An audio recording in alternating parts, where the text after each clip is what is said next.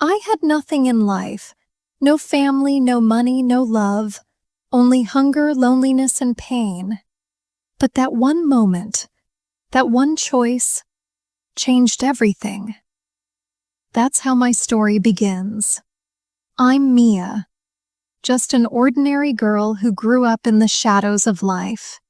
No parents, no roof over my head, and barely enough to eat.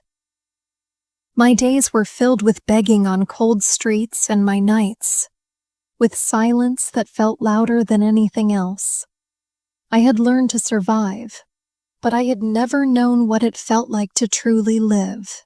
One rainy evening, I sat shivering on a park bench, clutching my torn sweater tighter around me.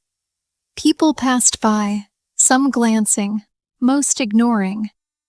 And then he walked up. He looked about my age, maybe a little older.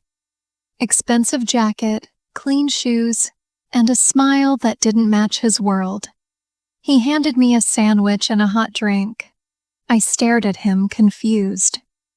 "Eat," he said gently. "You look like you need it more than I do." That was the first time anyone had spoken to me with kindness. I didn't know his name, but from that moment I couldn't stop thinking about him. Over the next few days, he kept coming back. Not just with food, but with stories, jokes, warmth. Something I had never felt before. His name was Ryan. And little did I know, he was the son of one of the richest businessmen in the city. We became friends. Real friends. He never treated me like I was beneath him. With him, I laughed for the first time in years. He taught me how to dream again.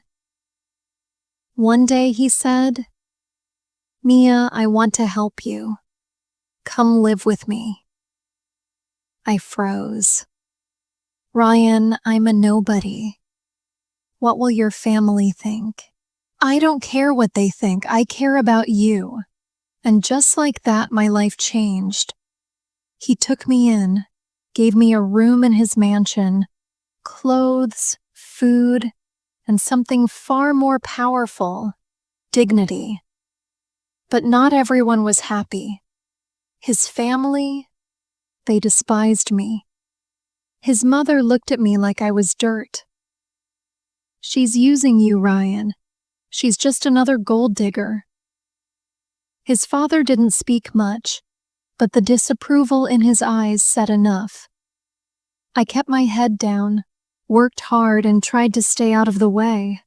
But Ryan, he never stopped defending me. He stood by me even when it meant fighting his entire family. Months passed. We grew closer. Love, the kind I had only seen in movies, became real. He proposed to me in the most beautiful garden under the stars. I cried. "Are you sure, Ryan?" I asked. "I've never been more sure of anything." We got married in a small ceremony. His family didn't show up, but I didn't care. I had him. Life became something magical. We traveled, laughed, danced. I finally felt like I belonged. Then one day, everything fell apart. Ryan had a terrible accident. A drunk driver hit him. He slipped into a coma. Days turned into weeks. His family blamed me. "This wouldn't have happened if he wasn't chasing after trash like you," his mother spat. "They tried to throw me out of the house, but I refused to leave his side. I stayed by his hospital bed, holding his hand, whispering stories into his ears. Our stories, hoping he could hear me. And one morning, after 47 long days, he opened his eyes. "Mia?" Tears rolled down my face. "I'm here, Ryan. I never left." He smiled weakly and whispered, "I knew you wouldn't." That moment was everything.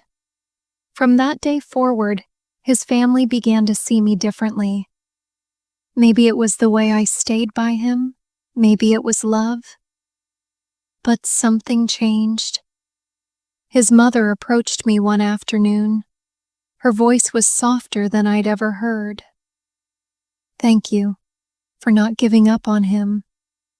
It wasn't approval, but it was a start. Years later, we built a foundation to help homeless youth, kids like me who just needed someone to believe in them.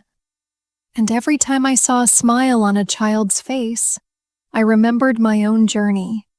From a girl with nothing to a woman who had everything she ever needed, all because of love. One moment, one choice.